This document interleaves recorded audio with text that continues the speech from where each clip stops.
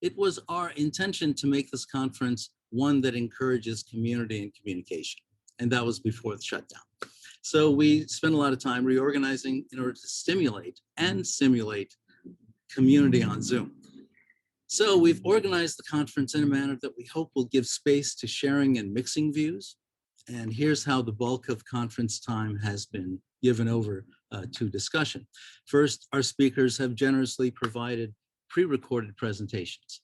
Second, the speakers will mix and share their views in 1 hour, 4-person panels, which will be followed by 2 one-hour discussion sessions running in parallel, devoted to each speaker's presentation. Now, given all of that, what would really make this feel like a community, of course, is you. So let's listen generously and share caringly to amplify, sharpen, deepen, and enjoy each other in this space and time that we have together on these little squares on our computer screens. And really, that's all I have to say. Let's do that. Let's do it together, and let's hope for an enjoyable time when we actually get together personally, up close, in the future. So without further ado, I'm going to stay on schedule and ask our spirits of the Zoom keepers of the holy grail of communication here. I'm calling on Hermes and Andrew to start up those breakout sessions. We're going to be something like, I believe, 3 to 4 to a room, and we will be in there for 5 minutes. So make good use of your time, get to know your folks, and we'll see you soon. Great. Okay. So, and we're back. Great to see everyone. I met 3 other people. I want to do more of that. I just want to indicate in those 15-minute slots between sessions, we can continue to talk and maybe even make small mini breakout rooms to discuss specific things. And I hope we do that to keep this thing going.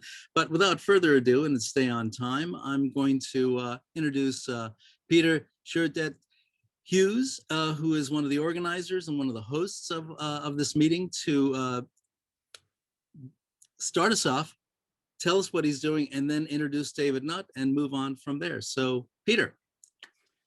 Okay, thank you, Farzad. Farzad Mahootian, by the way, is Associate Professor at NYU, should say that. Thanks to Farzad. Also, thank you to all the speakers, facilitators, committee members, University of Exeter, and thanks to all of you here who have come along today. Really, really nice to see so many people. I'm just going to speak for a few minutes. I'm just going to give a very quick history of 200 years in 4 minutes. I think I'll try that. So I'm speaking from a little village near a town called Penzance, which you might have heard of through the musical Pirates of Penzance. It's a real place, though. It exists in the westernmost Cornwall in Britain. It's the hometown of Sir Humphrey Davy, whose statue crowns the high street there. Humphrey Davy called himself a chemical philosopher, and he's known as a chemist first and foremost today, and invented a miner's safety helmet, or lamp rather, and discovered some elements and so on and so forth. But he's also quite well known for self-experimenting with a number of substances, such as carbon monoxide. But his favorite one was nitrous oxide. And for example, in 1799 on Boxing Day, he took 200 pints of nitrous oxide in a self-contained box, and he interestingly expressed his experiences in philosophic terms, in terms of German idealism, in terms of Spinozism. He had a great poem called The Spinozist, and in other ways as well. This is, of course, 1799 was before the real split between science and philosophy occurred. He was a natural philosopher, as they called themselves. In his last book, of 1829, the year he died, he's got a great trip report. I mean, it's really one of the first Western trip reports, the first chapter. I really recommend it if you haven't seen it. But anyway, so Davy discovered that nitrous oxide was also an anesthetic, but it wasn't used by dentists as such for about 40 years after he mentioned the fact. He was more interested in the metaphysics and the philosophy of it. Unfortunately, though, his seeding of this pivotal idea of a philosophy of psychedelics never really took root. 100 years later, however, an American psychologist and philosopher, William James, as many of you know, restarted this enterprise. His legacy is still pervasive with us. He and the great Nobel laureate Henri Bergson, the French philosopher, corresponded. James's last book, Pluralistic Universe, was incorporated a lot of Bergson, as well as Fechner and Hegel. And Bergson wrote to James that you really must push this enterprise, this kind of philosophic, understanding of mystical states. And of course, William James called psychoactive states mystical states. Henri Bergson really pushed that, but unfortunately the world wars occurred and philosophy took a different route, sort of became enamored to language, logical positivism and so on. However, Bergson's philosophy itself was explicitly used to substantiate the mescaline experiences in Aldous Huxley's famous books, especially The Doors of Perception in 1954. So concepts like the reducing valve that people speak about, I know David Nutt will mention it in his talk after me now, the mind at large and so on, that is very much Bergson's philosophy in the background. Today, in the early 21st century, we see a revival and interest in research on psychedelics. Though relatively little research concerns the philosophy of psychedelics, which was, at least in the West, the original framework in which such psychoactive drugs was set. So it's good to be here for the first Philosophy of Psychedelics conference, where the trip returns to itself, as it were. I'll just quickly give you a little, my own path, my own journey to this place, to the present moment. Well, I studied and taught William James on mystical experience. And then I came across a field of magic mushrooms one day and And then I looked for the philosophic literature on this phenomenology, as it were, and I was quite surprised to find there was very little. I mean, subsequently I discovered more literature on it, but at the time I was surprised that, you know, this most amazing experience that psychedelics occasion was not really spoken about, especially in my field, which was the philosophy of mind. So I decided to have a start at. I wrote a book, Pneumonautics, with the Psychedelic Press. I met the Psychedelic Press, worked with them on that book. I gave a talk on it. And then I met some fellow Whiteheadians at a Breaking Convention conference in London. And then I met them again in California for an amazing conference on exceptional experience. And there I met a number of other very interesting figures, a number of whom are the committee for this conference. Then as I returned to Exeter University, I teamed up with Professor Hauskeller, and we created this amazing team. We organized this amazing conference, and then COVID struck and it was cancelled. So I'm sure we all were there. But as a result, we started planning for the next conference to be like a hybrid conference, but luckily some people were prudent enough to say, no, we should just go online because we might not be able to meet in Exeter even now, and that was the right decision, obviously. Then we got a contract with Bloomsbury for the associated book for this conference, I should mention. So most of the talks today, they will be essays in the book coming out probably next year now. Yeah, and so here we are. And I think my time's up there. So let me now introduce David Nutt, who hopefully has now logged in. I know he didn't get the password originally. He started screen sharing. Okay, he's here. Hi, David. Let me just introduce you quickly. So David Nutt, Professor David Nutt is a psychiatrist or a neuropsychopharmacologist. He's based at Imperial College London. He's also based at Bristol before, Open University and so on. He's chairman of Drug Science, a non-profit organization providing independent information on drugs. He's got a very interesting podcast associated with that, I recommend. He is if not the leading figure in the current psychedelic advance. He's published over 1,000 papers, and he's especially known in Britain for being fired by Her Majesty's government for speaking the truth about drugs. and thereby becoming something of a living scientific martyr. Here, he will present a bridge between science and philosophy. So can I just say, thank you, David.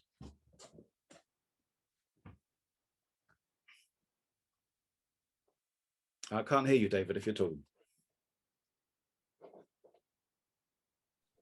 Sorry, thank you, Peter, for the invite and the other organizers. Can you hear me now? Yes. It was you that, although I talked about Davy and nitrous oxide before, it was you that introduced me to his term chemical philosophy, which I think is brilliant. And it's an honor to be part of this group. I probably won't understand much of what you say, but I'll do my best. But what I will do is, what my plan for this brief presentation is to take you where the science of psychedelics is going in the brain over the next few minutes. Well, let's again just go back to nitrous oxide, of the first psychedelic, first synthetic psychedelic anyway, certainly not the first psychedelic. And I thought there were two interesting quotes that you might want to reflect on. The first one by Dave himself in this this book he wrote about researching on it. Nothing exists but thoughts. The universe is composed of impressions, ideas, pleasures, and pains. So that was an insight that he gained from nitrous oxide. I imagine that many of you at this conference have thought about this and can deconstruct it and explain it better than I can. It was used at the time, it was very fashionable. Coleridge and Southey, who were very eminent writers and poets, they used it when they couldn't get hold of opium for their poetic inspiration.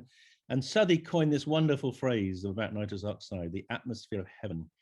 And this is the title of a book by Mike Jay, which is a wonderful book on the history of nitrous oxide.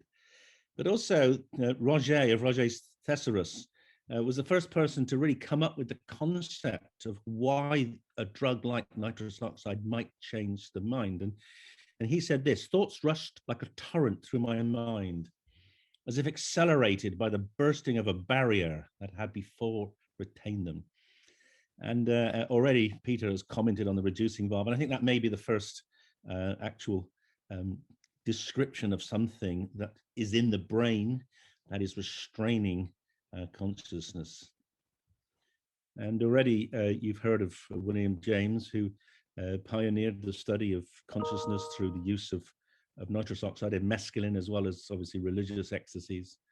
And this quote of his I find really wonderful, because it's a challenge to us neuroscientists. Our normal waking consciousness is but one special type of consciousness. Whilst all about it, parted from it by the filmiest of screens, there lie potential forms of consciousness entirely different. And this is the real challenge that I put to all my students. No account of the universe in its totality can be final that leaves these disregarded. Now, what a wonderful challenge to science, to understand altered consciousness.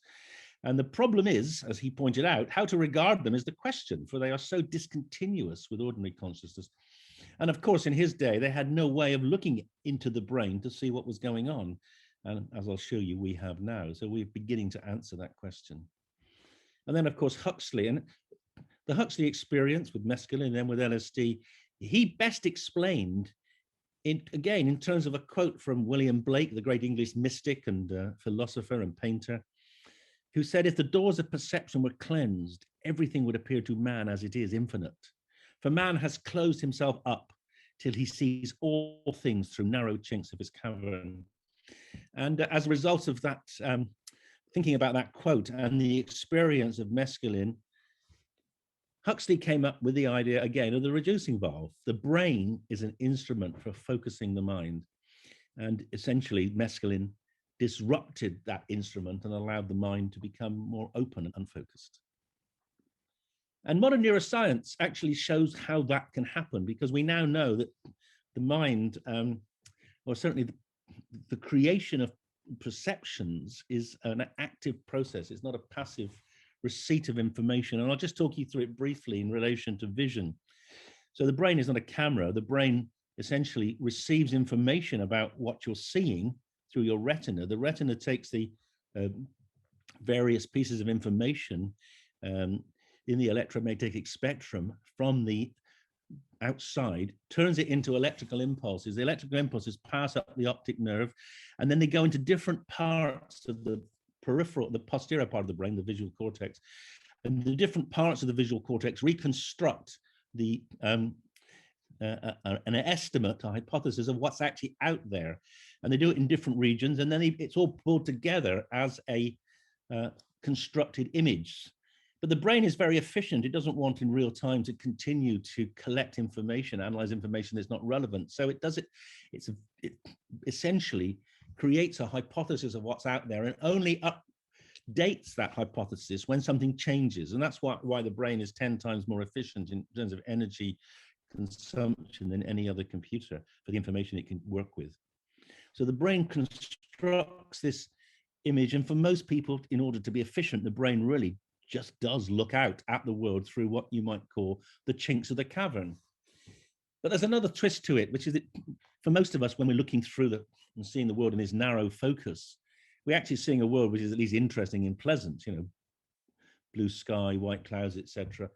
But the content of what we see is distorted in conditions like depression and addiction. In depression, people see a gray, unpleasant,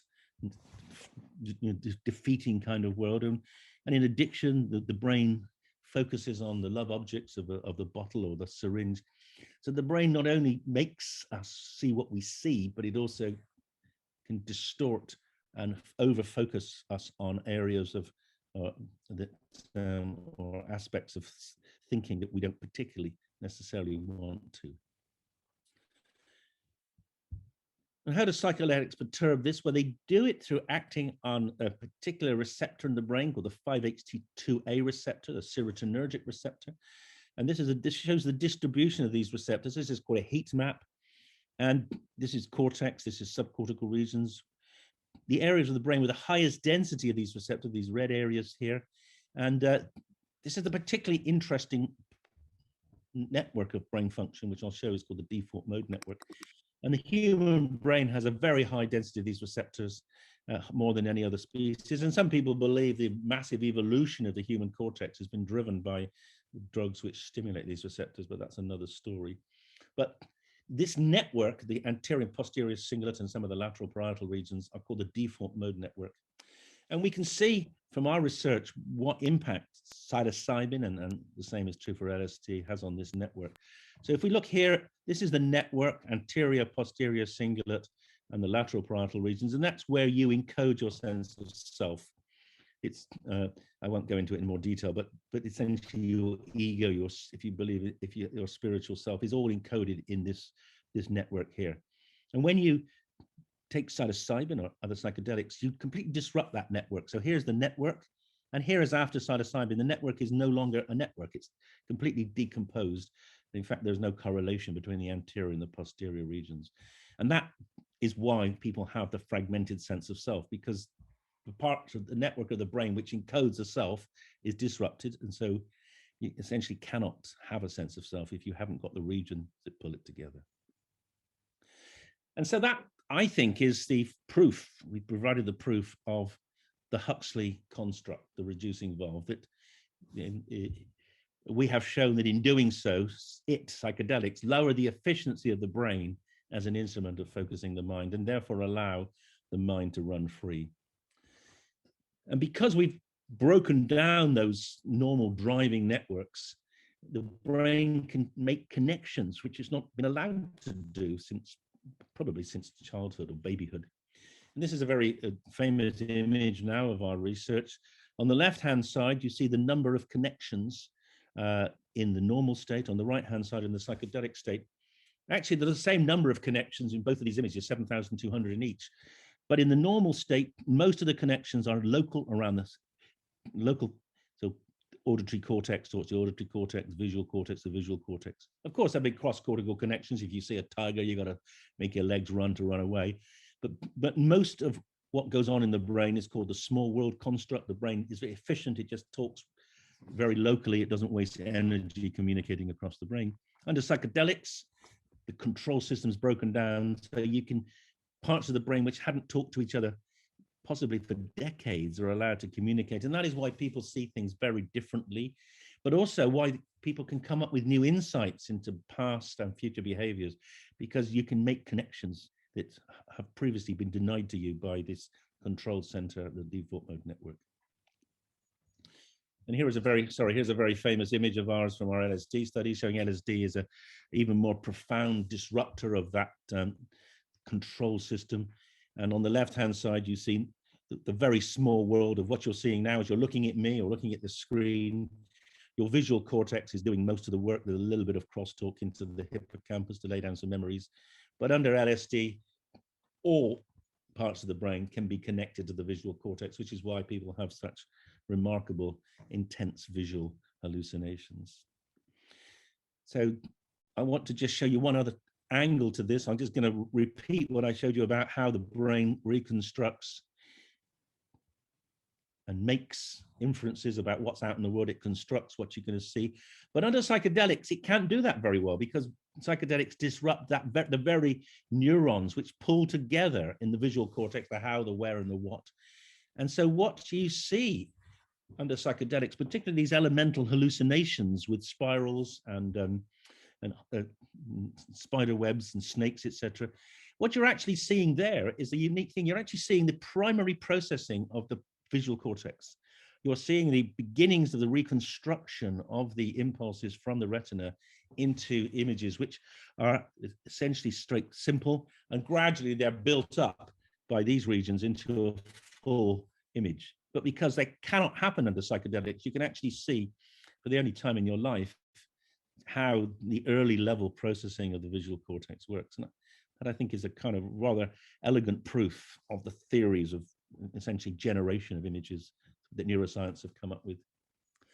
And there's one final twist to this, which is becoming more and more relevant, because we can now study the effect of psychedelics on the brain without doing fMRI imaging, which is what I've shown you up to now, but we can do it using EEG or magnetoencephalography, MEG. This looks at the surface changes of activity across the brain in terms of electrical surface activity. And you can see that there are remarkable differences between the effects of different drugs and different neurotransmitter systems on these processing. On the right-hand side here, you see LSD, psilocybin, and ketamine. These are psychedelic-like drugs. And blue means disorganized, less power, less synchronicity. And these drugs desynchronize the brain. They produce what we call an entropic state, a disorganized state. And that's how people break free from the conventional thinking that it's been imposed on them by the default mode up to this point. Well, drugs like, we're working on the GABA system, like sedatives, gaboxidil, anticonvulsants, tigagrine, anesthetics, propofol, they produce a great deal more red. Red means more synchronicity. In some of these states, people are locked into a state where the whole brain is, electric activity is completely synchronized, and it's impossible to do anything. You can't even move because you need some degree of flexibility in brain activity to allow you to move your arms and legs, etc. So this is the opposite of the psychedelic state. This is a sort of entrained state of hyperconnectivity.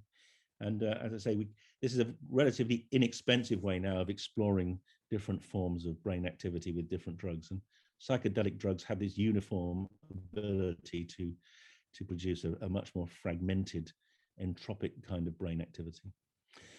And from that, I've come up with this rather simple sort of model of cognitive function or brain function in relation to the two different neurotransmitter systems that we know can affect consciousness.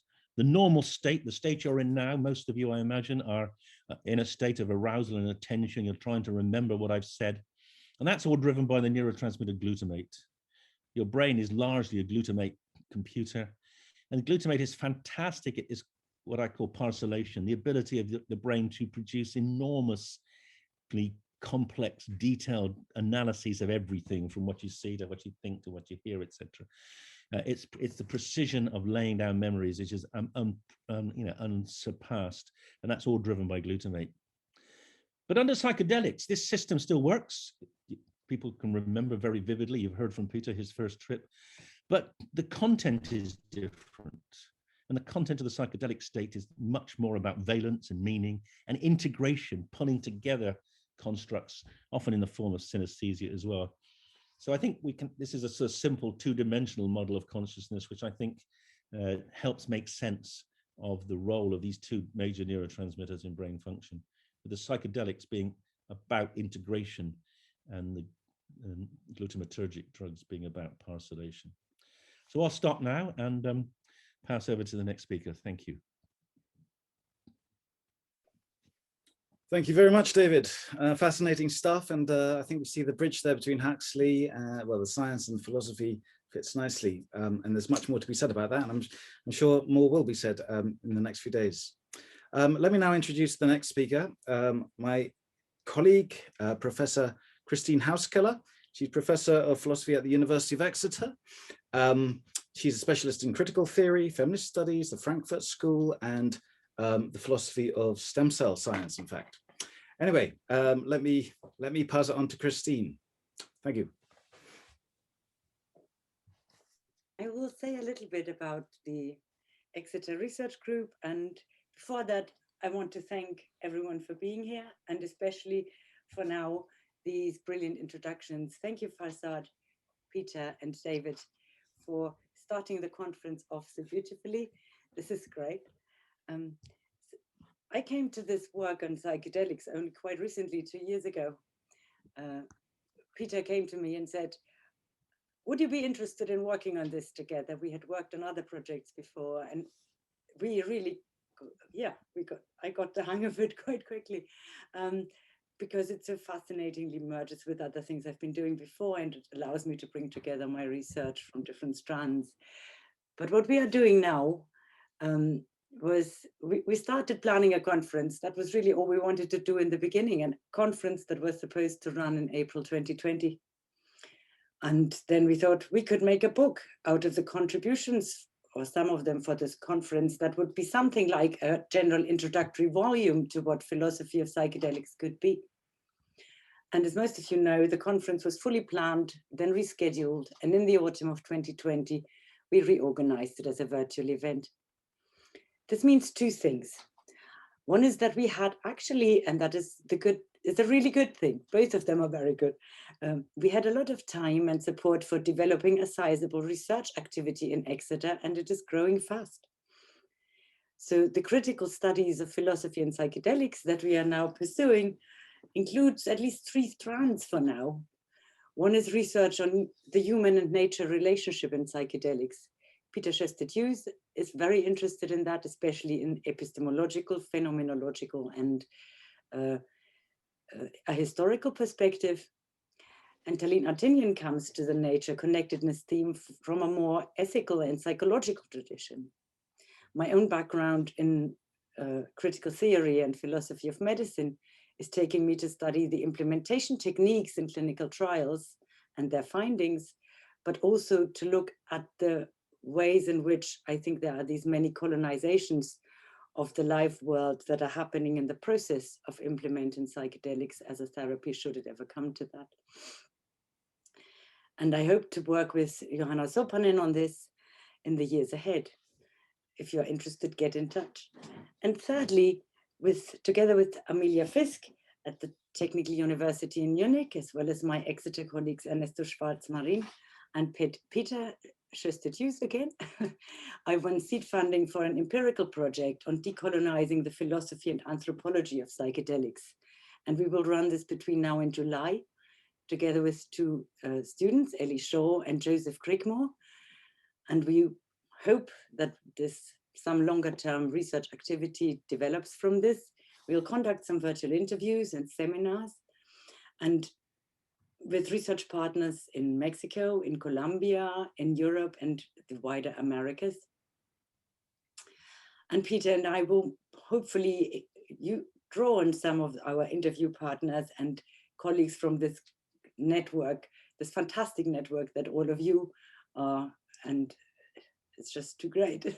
But we will be teaching 2 modules next year in the philosophy of psychedelics, one undergraduate module in our BA in philosophy at Exeter that has already been approved and students are selecting it, and then an MA module on philosophy and psychedelics as part of our MA in philosophy that is currently still under accreditation, and we expect to hear about that in May.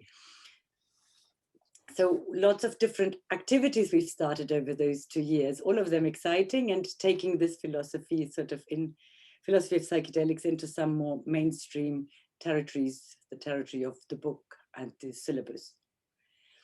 Then there is the second experience, I said, that this strangely protracted period of organizing the conference actually created, which is an unexpected and beautiful experience. Namely, that we got to meet in very much more extensive ways than ever expected. The people who work with us now, many of you, in making this conference a reality. I know many of you signed up a year ago and they stuck with us through this to this point when we now meet, sadly again, not in person, to get together for discussions and exchange. I thank you for your patience and for your continued engagement, for the enthusiasm to stick with us and wait it out until now. And then there is a group of people I want to thank who are now invisible. And that is, on the one hand, the team at Exeter University who organized the initial physical event.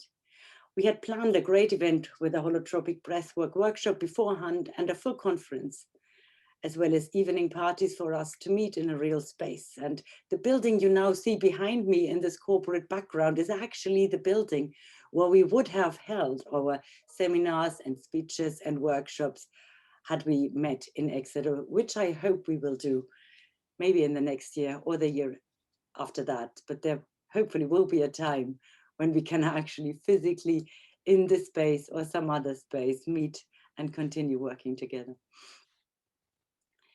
We had, this Exeter team had booked seminar rooms and accommodation, dinner venues and meals. It had organized travel and went through the whole registration process. And I want to mention the work, especially of Ms. Chi Wong and Ms. Su Harding. And there were other people in the events team who really put a lot of effort and time into this. She has run the registration for this event that we are actually holding now. And I want to thank her for this engagement, patience, and diligence in the work. I've worked with her for many years in the past, and it would have been, and one day in the future, I look forward to see it being a reality that her work bears fruit again, and that she can see and participate and greet people at a conference where she finds happy and satisfied participants after all the work she has put into preparing. Then there is a second group of people who I want to thank, who you may encounter, hopefully not, but who are working in the background to make sure that this whole event runs smoothly in case we run into any technical difficulties or one of you gets stuck.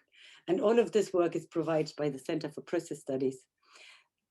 They have the professional high-end setup for virtual events, and they have really offered magnificent support. So this is their infrastructure in which we are meeting now. And there will be virtual rooms magically opening, as you've seen. There will be access issues monitored and sorted out if you get stuck anywhere or have questions or complaints or suggestions of how we could do better.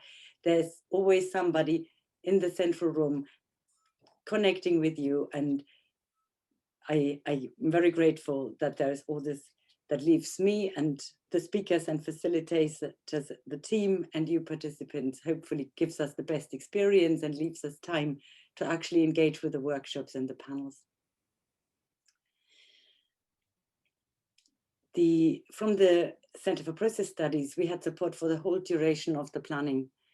Andrew Schwartz and Andrew Davis have been active partners in the conference organizing team over the whole 2 years. So have John Buchanan, Lenny Gibson from Dream Shadow Inc., Kyle Buller from Psychedelic Today, and Alice Dommett, CEO of Farzad. Alice did a fantastic job with her generous and diligent organization skills, keeping track and making sure it all holds together, that we all do what we ought to do in time. And I know I wasn't very good at that. It was wonderful. It has been really wonderful to work with all of you. And we hope very much that we meet in person for a conference in Exeter soon. But I'm not finished with my thank yous. Peter and I learned a lot from the organizing team. And I speak for both of us when I thank you for sharing your experience, your excellent skills, your passion for realizing this event, and for your continual support.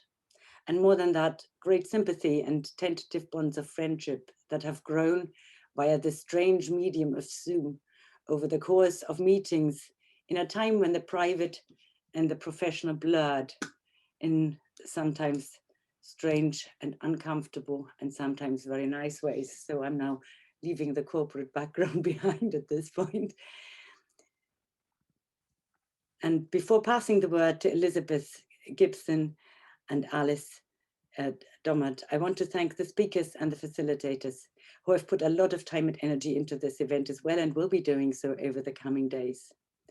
This is a very demanding and very unusual conference setup. It is experimental and we hope it goes as well as we were imagining when we put it together. The speakers had to not only pre-record their talks, and yes, that does take a lot of time, more time than just going somewhere and speaking in person. And now you have ahead of yourself 3 hours of challenging discussion of your philosophical topic in the panel and then in the 2 workshops. This is 3 hours of concentration and work. And I hope that it is also very exciting and that you can take a lot from the discussions and develop the topics further.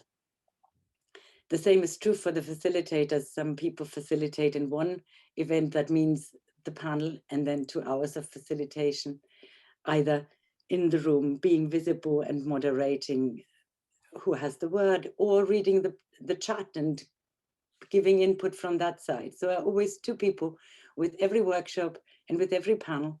And Farzad and Joe and Kyle are doing all of the main panels, and other people are doing 1 or maybe 2 of the other panels of the workshops. This is really high intensity. I thank you so much for this commitment. I really don't know how to thank you enough, but it is really wonderful to have you all and your support. And I look forward to this conference. Thank you very much. I pass the word to Elizabeth and Alice. Let me first, though, Christine, thank you as well. This would not be possible without you here. So we're all very, very grateful for Professor Christine Hauskeller for her great help here and enthusiasm and general mass knowledge. Anyway, let me now introduce you to Alice Dommert and Andrew Schwartz. Alice Dommert, as Christine said, is the head of Prasada and part of Dream Shadow. And Andrew Schwartz is the head of the Center for Process Studies. So, Alice and Andrew. Thank you, Peter and Christine, for the wonderful comments. So I'm Andrew Schwartz, joining you from Salem, Oregon, in the United States. As Peter and Christine mentioned, I'm director of the Center for Process Studies, which is a faculty center for Claremont School of Theology that does research and work, academic work, effectively on experience. Interested in the philosophy of Alfred North Whitehead. Whitehead's philosophy is fundamentally about experience and value, in the sort of interconnection of all things. So the philosophy of psychedelics is certainly right up our alley, and we're excited to be a sponsor of this event, as well as helping out with the technical sides of things in the background. I wanted to say a few words about some of the logistics. And as I dive into that, I want to introduce the other Andrew of the Center for Process Studies. You wouldn't know it from Zoom, but he's also the taller Andrew. And that is Andrew Davis. Do you want to say a few words? Yes, thank you, Andrew. Greetings, everybody. Really great to be with you. We've been looking forward to this event for a long time. I'm the program director at the Center for Process Studies, and my principal role here is to help run and navigate any tech issues that emerge. So what I'll do is put both my email as well as my cell contact information. If you do run into issues, please let me know, and I'll do my best to address those. But otherwise, really great to be here. Look forward to engaging as many of you as possible. So thank you. Thank you. So you've all passed your first test. You found your way to the room we're currently in. Congratulations. That's huge success, right? If you end up getting lost, trying to figure out, okay, where do I go next? I just put a link to our live schedule into the chat. please take a look at that. It's tied to the website, and that's got links to your pre-recorded lectures from our featured speakers, as well as links to the different rooms for the plenary sessions and the breakouts, which you've all signed up for. So the conference, as Farzad had explained, is designed in the sort of this series of segments where we do our plenary conversations with a panel discussion, and then break out into smaller groups, more intimate, constructive dialogue. And I really think that it's important that the spirit of our conference is intended to be collaborative, exploratory, and dialogical in nature. So after each sort of plenary segment, we'll have 2 rounds of these breakouts. So concurrent sessions, I think 4 at a time, followed by another set of concurrent sessions 4 at a time. So then you'll have a chance to have some more intimate time with at least 2 of our keynote speakers each day. And we'll do that 2 days in a row. I think that's about it for logistics from my end, but I do want Alice to say a few words and to share some more about how we're facilitating all of this. Sure. Thank you, Andrew. It's really nice to see all your faces after all the 2 years of planning. I have a background as an architect, and I also work in the field of sharing positive psychology in corporate America. So I just really love all this conversation. I'm not going to go into all the little technical details of what's going to happen in the breakout rooms and in the panel sessions. We'll get into how you can ask questions and answer questions and all those details. But the main panel sessions, where the 4 speakers will have a short presentation, those will be recorded. So we'll have those later available. Once you're in the breakout sessions, the link that we sent to you to sign up for someone, we were just trying to get a sense of kind of some balance. We really made this conference capped at 80 people so that we could have more intimate conversations. You've probably all been on Zoom, and once you get past a certain number of screens, it kind of loses it. So you can pick tomorrow, and in that moment, after the panel of the 4 people speak and we have some discussion, and you'll be able to offer questions in there, you can pick for the first round, and you're just going to literally go back to that live schedule, click, be in that room. You can pop around if you wanted to, but if you stay in that room for that conversation, and then we'll have a short break, and then the second session you can go and be in with another speaker. And in those rooms, it's not really meant that the speaker is just going to get questions. It's really meant that there's a collaboration, and we'll share a little bit more about how we'll help facilitate that conversation. I think those were all. Again, just really glad to see all your faces.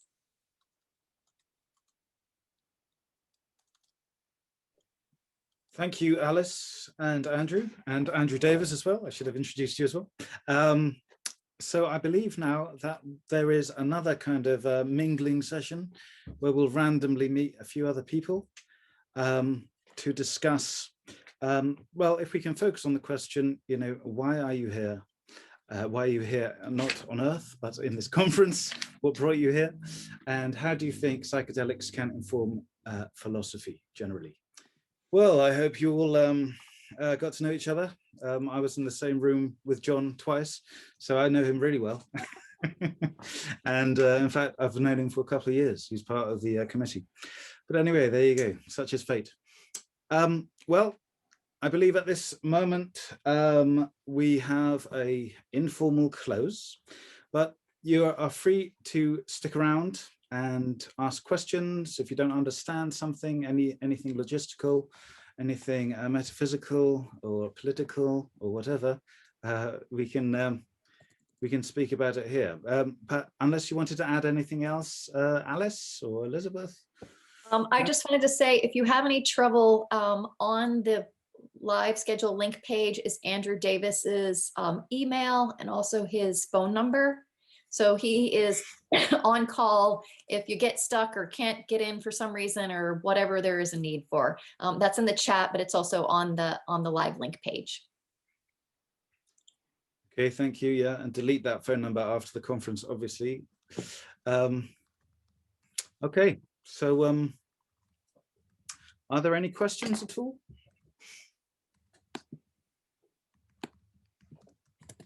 Hi Peter, I put a question in the chat, but I might as well ask out loud as well, so everyone can hear. And Alice has just confirmed it, but the question was just to clarify that to get the most out of a conference, we can watch the pre-recorded speaker presentations before the main panels, and they'll be available online. Yeah, no, good point. Yeah, so as you should know, all the talks are there live. I've watched them all already, but good idea to watch them before the chat. They'll also become publicly available some weeks after this conference, as will the panel discussions. But the group discussions will remain private, won't be recorded, so that everything can be exposed. Could I just ask about the presentation of David Nutt? I found that quite interesting, and the visuals are beautiful. Is that going to be available? Yeah, it's actually in the chat already if you scroll up, but I'll also make that available on the website, philosophyofpsychedelics.com. Thanks. Fantastic presentation. Really beautiful. Yeah. I see some very familiar faces. Alexander Bard, how are you doing? Yeah. Peter, can I ask a question? Yes, sure. Yeah, Christine mentioned that you're going to be running some courses at Exeter University on psychedelics. What are those about? Well, we've got an undergraduate course already assigned. That's going to start in January, and with 40 students. And it will be broad, but it will look at, for example, the debate between contextualism and perennialism, which, if you're not familiar with, means Aldous Huxley was the sort of epitome of the perennialist. So he thought ultimately certain psychedelic experiences are universal amongst all cultures, all times, and the interpretations are cultural, whereas contextualists are more in the opposing camp, saying no, one's culture actually changes the experience itself. And then there are people in the middle and so on. So that would be one aspect of it. Another aspect will be looking at indigenous perspectives on psychedelics. I mean, it's related to that first question. And sort of something called epistemicide, a word I learned recently from Ernesto here. Another aspect will be the metaphysics. So, for example, my talk was on looking at certain psychedelic unitive experiences from a Spinoza lens. So we'll be looking at metaphysics in relation to that, starting with William James, I guess, to a certain extent. Bergson maybe looking, getting really into the Huxley, not just the reducing valve, but where that came from. Like I said, Bergson's philosophy, especially in his book Matter and Memory. Philosophy of religion to a certain extent, and so on and so forth. But there's on the Exeter University website, you should see a syllabus, actually. It should be, it's not available now, it's available soon. Right, I'll have a look. Thank you. I should say the master's, the postgraduate course we're planning, which has not yet been approved, but I'm sure it will be taught by a number of lecturers, not just me and Christine. So we'll have guest lecturers from around the world who specialize in the different areas. Right. And that will go into more depth, obviously. I should say that as well as that we've got, as Christine was mentioning, we've got next to Philosophy of Psychedelics Exeter Research Group, and we'll be hosting a number of workshops, like mini conferences related to this. So we'll have guest speakers, and hopefully that will be mostly physical, but we'll hopefully have an online element as well. And we've got this project on indigenous cultures and decolonization with Christine, Ernesto, and Amelia, as was mentioned. And we're having, that's going to, one of the outputs of that will be a comic book. We'll have a sort of open session for that. And yeah, and a number of other sort of projects in the pipeline. The one I'm particularly interested in is deep ecology in relation to psychedelics, which I know Andrew Schwartz has done a lot of work on already, so I might rope him in for that. We'll see. Yeah, you've obviously got a lot going on. How can I stay in touch to be aware of all of this? I like to think I'm connected on social media, but yeah, there's. Let me think. The project website at the University of Exeter. Yeah. Maybe that's a good way. And then what are we actually? And I mean, you can.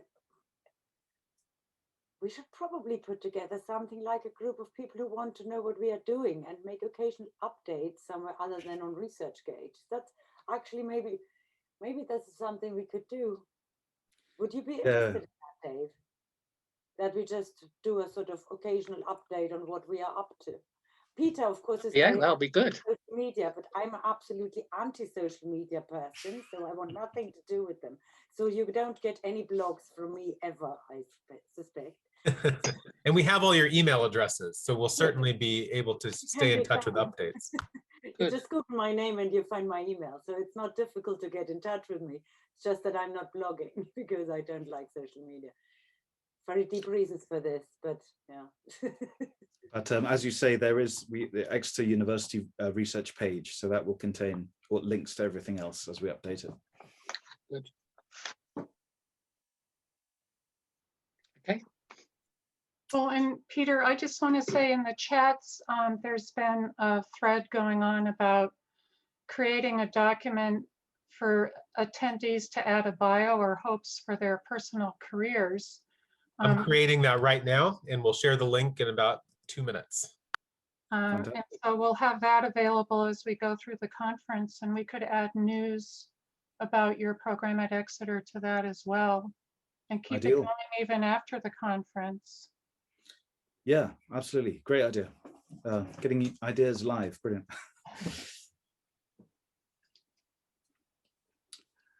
Any other comments now you're here? I see Aidan, Greg there. You see Yilka, I recognize you. Matt, hi there. Ernesto, maybe you'd like to say something about the sub-project on the indigenous cultures, or maybe you wouldn't.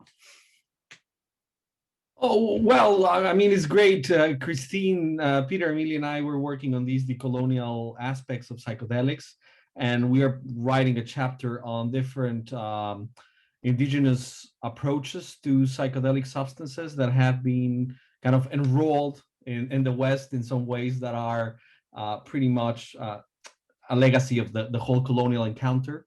So that's one of the spaces we're looking at. We're looking at the political economy. So I'm a disclaimer here. I'm a sociologist / anthropologist. So I'm more of an ethnography person here. So well, hopefully I'm really happy to learn from all of you.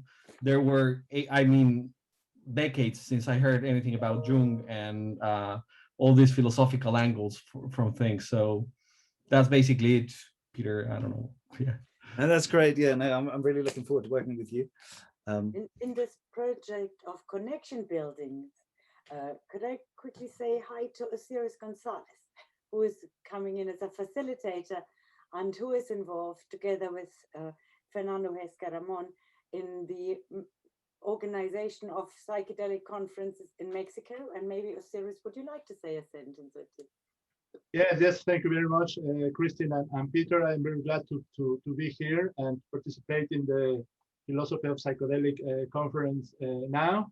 And also, my name is Osiris Gonzalez. I'm a PhD candidate at Leiden University in Heritage of Indigenous People.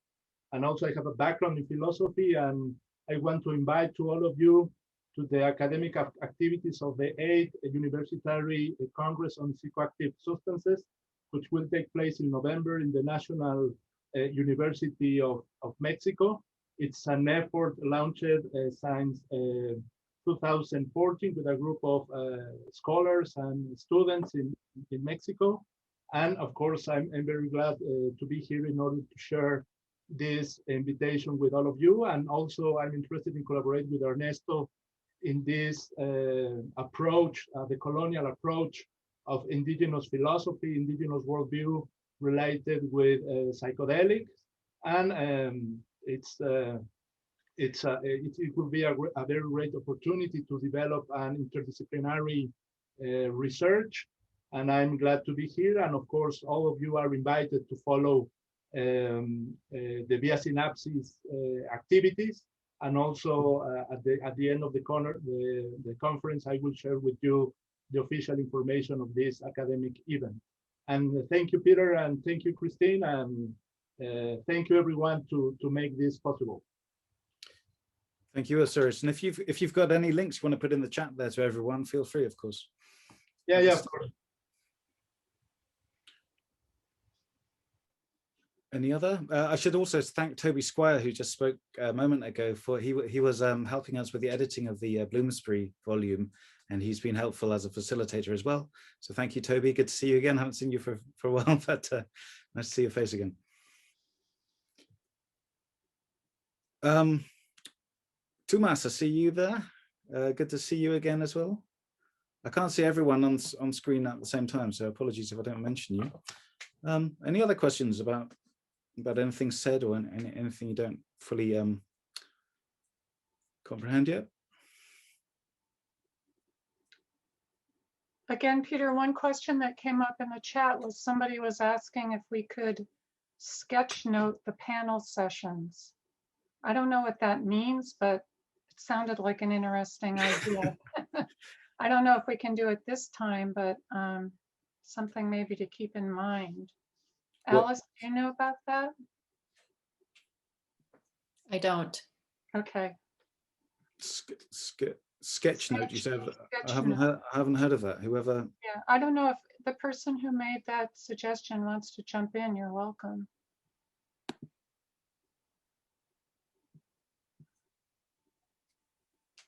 No. Perhaps they just mean a designated note taker. Perhaps. I see.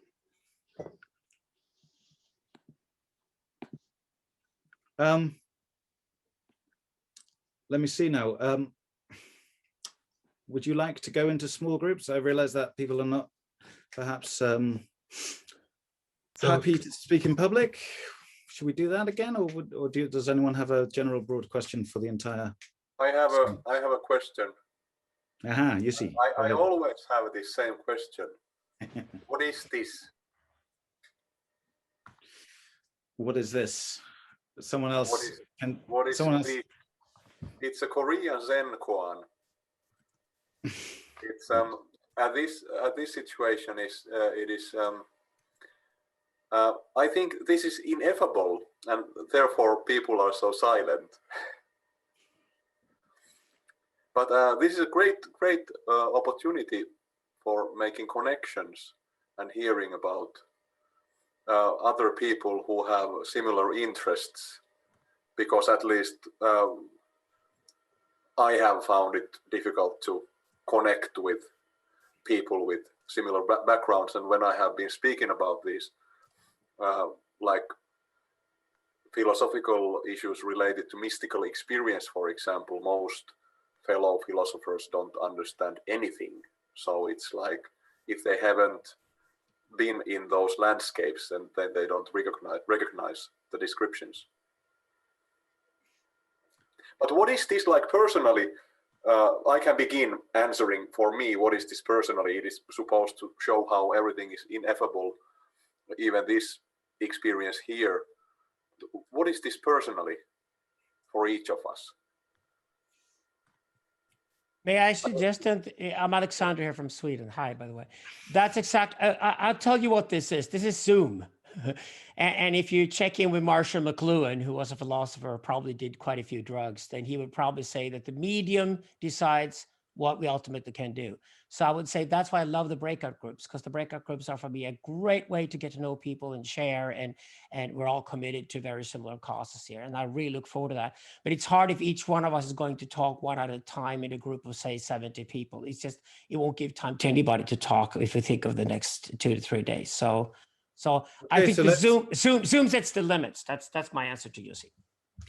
Okay, well, great. So let's go into breakout rooms again then. Yeah. Andrew, if you could do the honors.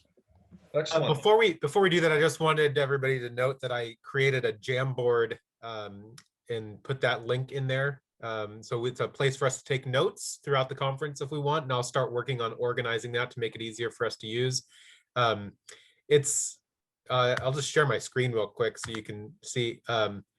So on the left-hand side, if you haven't done it before, you can, this little button here that says sticky note, if you want, you can just use that to take a note and say, oh, I don't know, like I have awesome thoughts. And then you save that and it shows up and you can resize it. You can do whatever you want. But I think that will be a fun way for us to collaborate on taking notes.